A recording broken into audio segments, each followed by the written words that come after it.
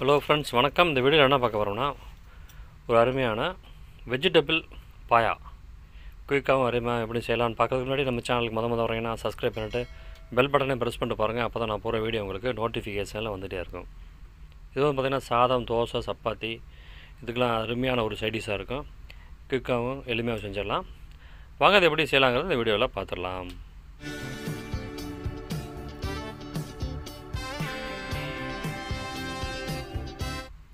அதுக்கு என்ன பண்ணுறீங்கன்னா, இந்த மாதிரி கடாயில் 2 ஸ்பூன் அளவுக்கு எண்ணெய் சேர்த்துக்குங்க. எண்ணெய் ஹீட் ஆகி வரும்போது அதில் இந்த மாதிரி ஒரு சின்ன பட்டர் சேர்த்துக்குங்க. பட்டரையும் சேர்த்துட்டு இதே நல்லா மெல்ட் ஆனதும் அதில் வந்து பட்டை, கிராம்பு, ஏலக்காய், பிரியாணி இலை இதெல்லாம் சேர்த்துட்டு கூடவே ஜீரகம், சோம்பு 1/4 டீஸ்பூன் அளவுக்கு சேர்த்துக்குங்க.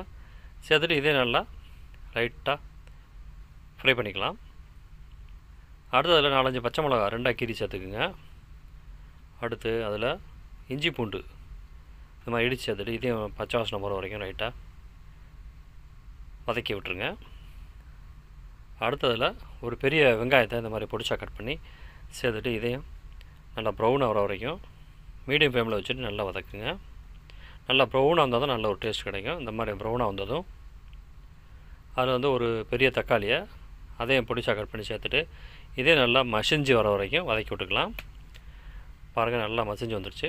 அதில் வந்து உங்களுக்கு விருப்பமான காய்கறிகள் எதுவாக இருந்தாலும் சேர்த்துக்கலாம். நான் வந்து பீன்ஸு, பட்டாணி இதெல்லாம் சேர்த்துக்கிறேன். அடுத்து ஒரு 100 கிராம் அளவுக்கு பச்சை பட்டாணியை நல்லா வேக வச்சு அதையும் சேர்த்துக்கிறேன். சேர்த்துட்டு இதே லைட்டாக 2 நிமிஷம் வதக்கி விடுங்க.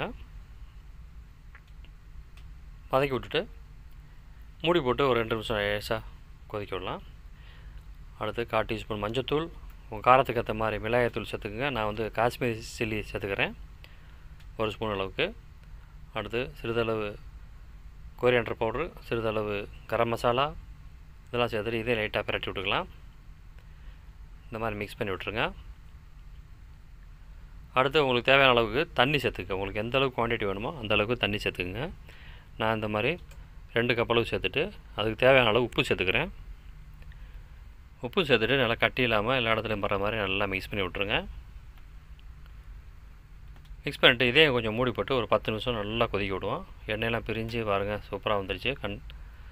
அதில் வந்து ஏற்கனவே நான் வந்து ஒரு பெரிய உருளைக்கிழங்கை வேக வச்சு வச்சுருக்கேன். அதை இந்த மாதிரி நல்லா மசிச்சு அதில் சேர்த்து நல்லா மிக்ஸ் பண்ணி விட்ருங்க.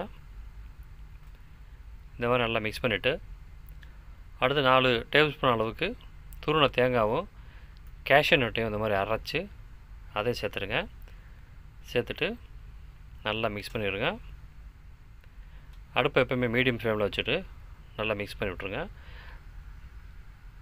அடுத்து தண்ணி இது பத்தலைன்னா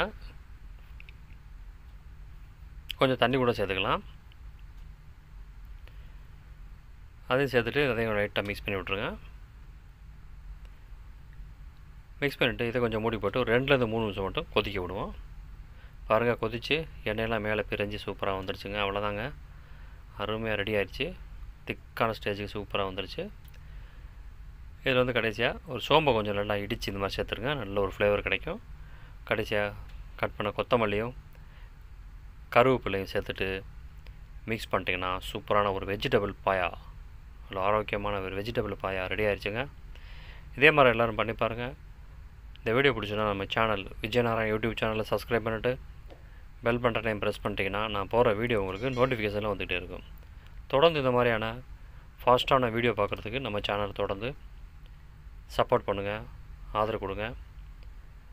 இந்த மாதிரியான வீடியோ பார்க்குறதுக்கு நம்ம சேனலை கொஞ்சம் ஆதரவு கொடுங்க. தேங்க்யூ ஃபார் வாட்சிங். நன்றி, வணக்கம்.